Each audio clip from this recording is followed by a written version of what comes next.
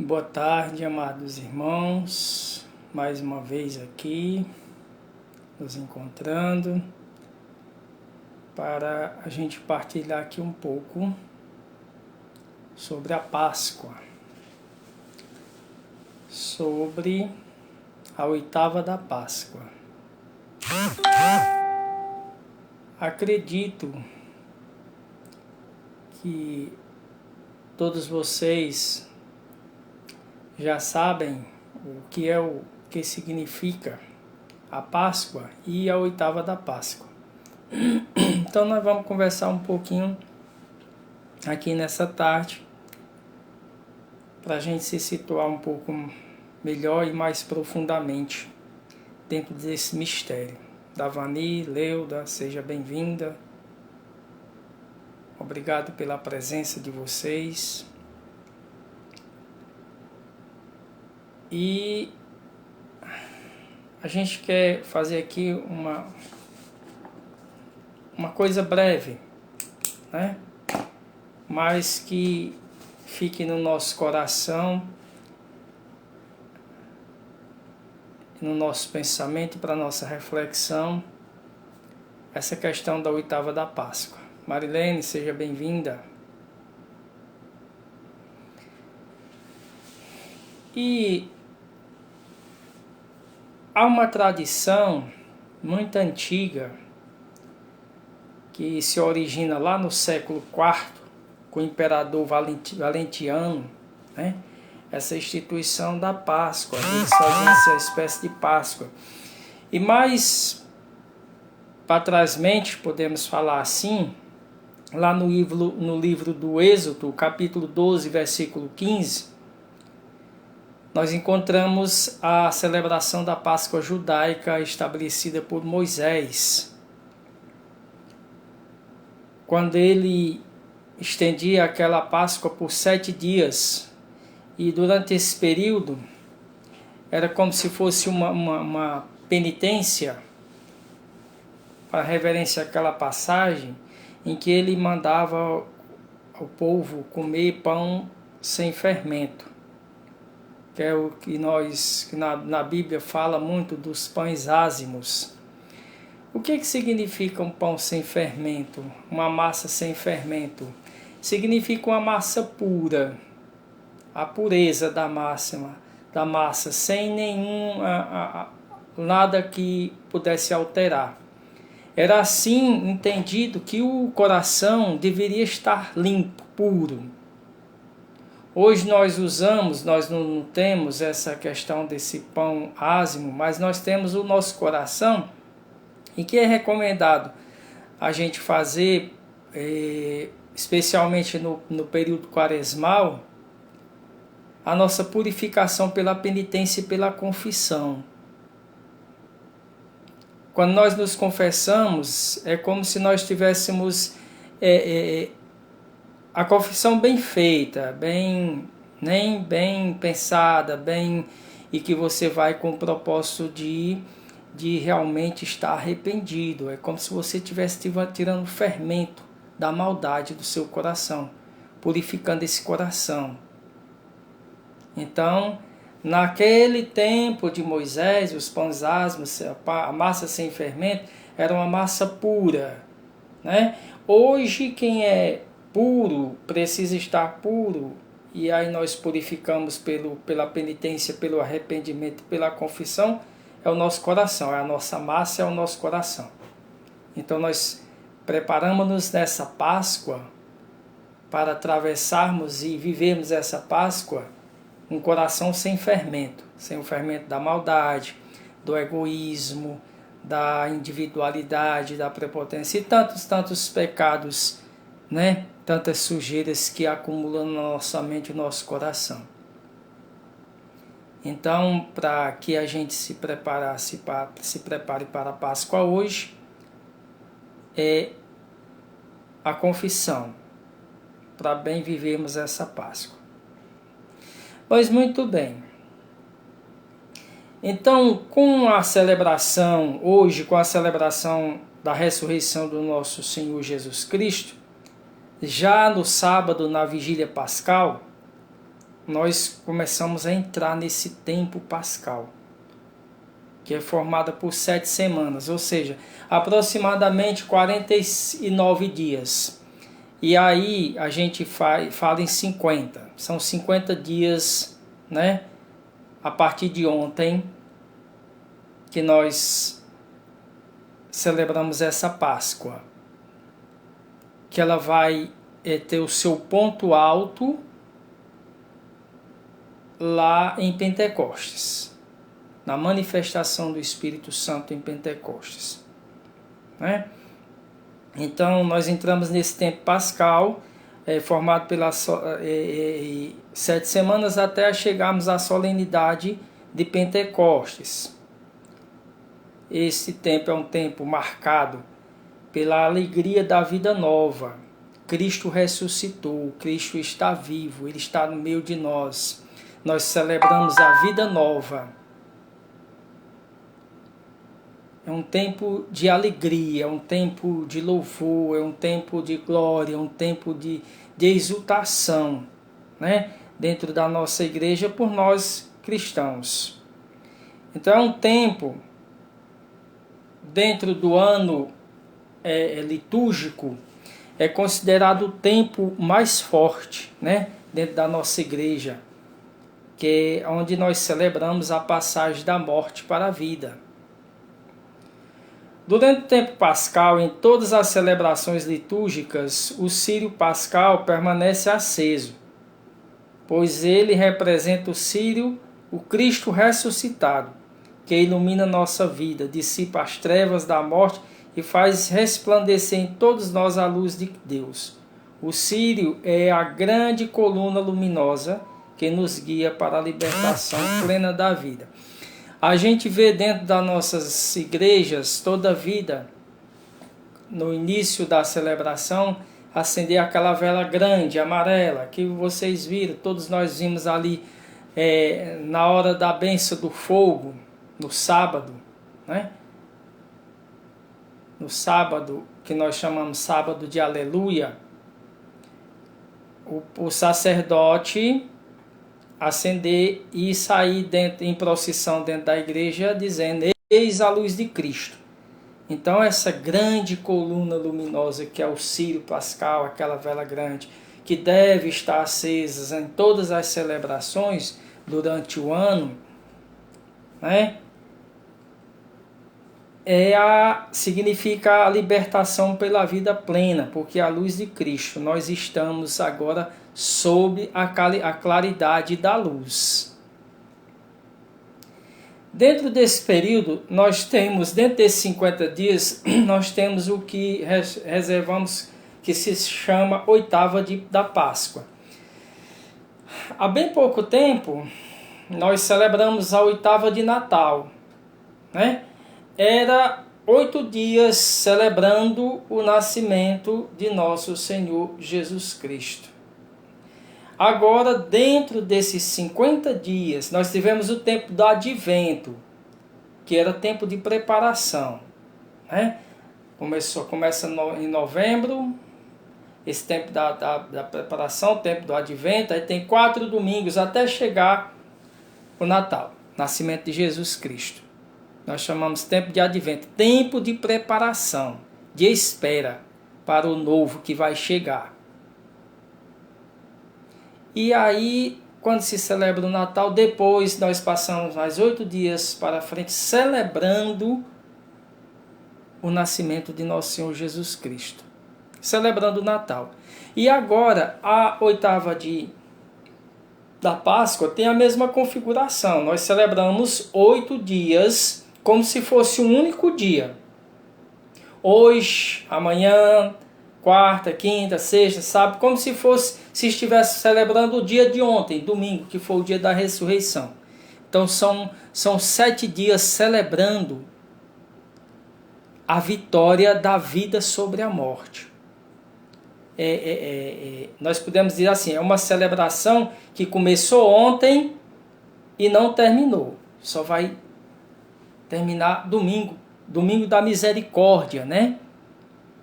Domingo da misericórdia, a festa da misericórdia. Então, dentro desse período, nós temos esses 8 dias, como a festa da Páscoa, né, que é o coração da nossa fé, é o centro, a essência da nossa fé, é essa celebração pascal. Reserva-se 8 dias para celebrar solenemente a ressurreição de Cristo. Então, a oitava pascal é o conjunto dos primeiros 8 dias do tempo pascal. O tempo pascal, nós já dissemos, são 50 dias. Dentro desses 50 dias, tem esses 8 dias especiais em que nós celebramos essa vitória, né? Ele se inicia no domingo, após a vigília da ressurreição, após aquela vigília do sábado, né? E no tempo pascal, os domingos têm uma mesma unidade solene, ou seja, não se diz segundo domingo depois da Páscoa, mas sim segundo domingo da Páscoa. Por isso, na oitava, a Igreja Comunidade do Ressuscitado proclama solenemente, que está lá escrito no Salmo 18, versículo 24: Este é o dia que o Senhor fez para nós. Alegremos e nele exultemos. Tem até aquela música que diz: Esse é o dia que o Senhor fez para nós. Alegremos-nos e nele exultemos. Muito bonito. Então, o dia que o Senhor fez para nós é o dia que a vida venceu a morte. Nós somos vencedores. Se Cristo venceu, junto com Cristo nós somos vencedores. Porque Cristo morreu e nós morremos com Cristo, para ressurgirmos com Cristo. Quando foi que nós morremos com Cristo, para ressurgir com Cristo? Nós morremos no batismo e ressurgimos pela ação de graça também no batismo, né?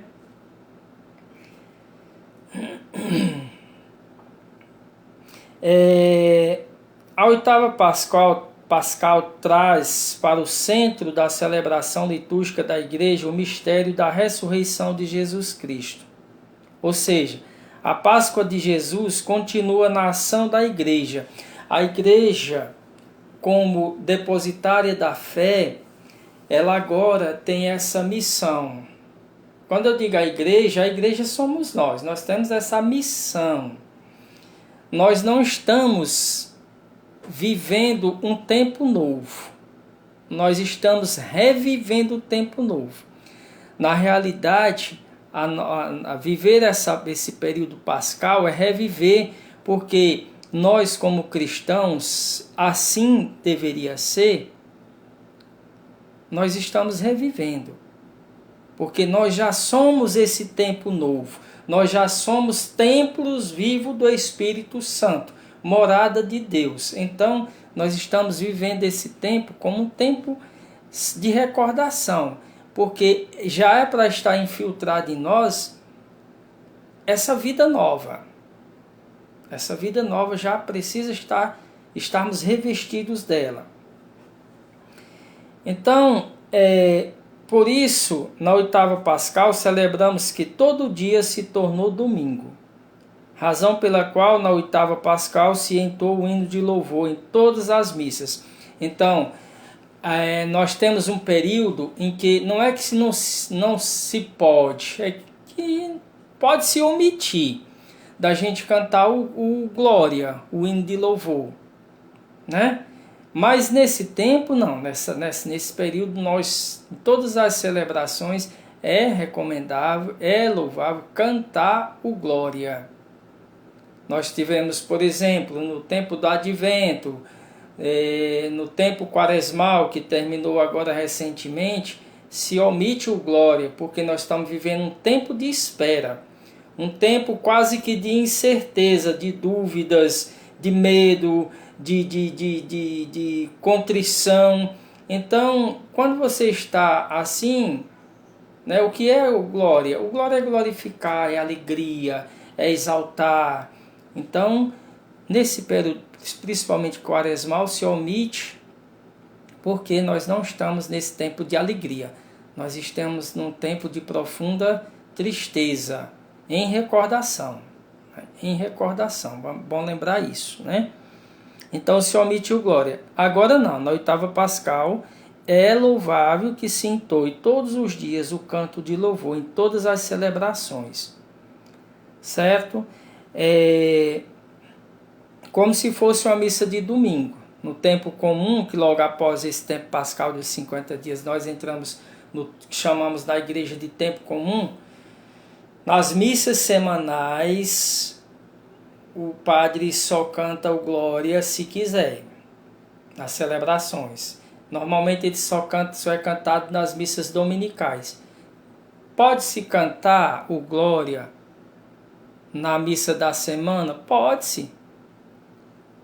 Mas também não é tão necessário. Se canta às vezes na missa solene, numa missa votiva. Aí se canta, por exemplo, na missa de Santo Expedito, que nós temos na nossa capela, na missa do Imaculado Coração, né, Nossa Senhora da Assunção, em dias de santos, né? E dias então se canta isso. Fora disso, normalmente o sacerdote omite, não se canta. Mas nesse tempo pascal é necessário, é fundamental glorificarmos em todas as celebrações. Outra coisa, por isso, durante 8 dias celebramos a solenidade da ressurreição de Jesus como se fosse um único dia, o dia que o Senhor fez para nós, como nós já falamos. Nós passamos 8 dias celebrando como se fosse o domingo. Antigamente, né, na época deles, do costume era esse, um casamento, uma celebração de casamento, uma festa de casamento, durava uma semana, durava 7 dias, o povo festejando, né? Então nós passamos como se fosse um dia. Depois se estende, os noivos vão para a lua de mel.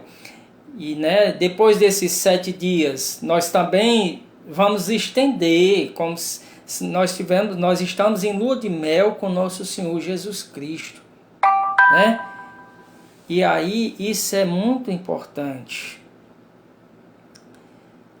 No passado, a oitava pascal era um tempo especial de contato com a fé para os que tinham sido batizados na vigília pascal. No batismo eles recebiam a veste branca e esta era tirada no final da oitava pascal. Então, a pessoa se batizava, vestia uma veste branca, que era a veste da purificação, e permanecia com elas por 8 dias, né? Naquela graça. Só tirava após os 8 dias.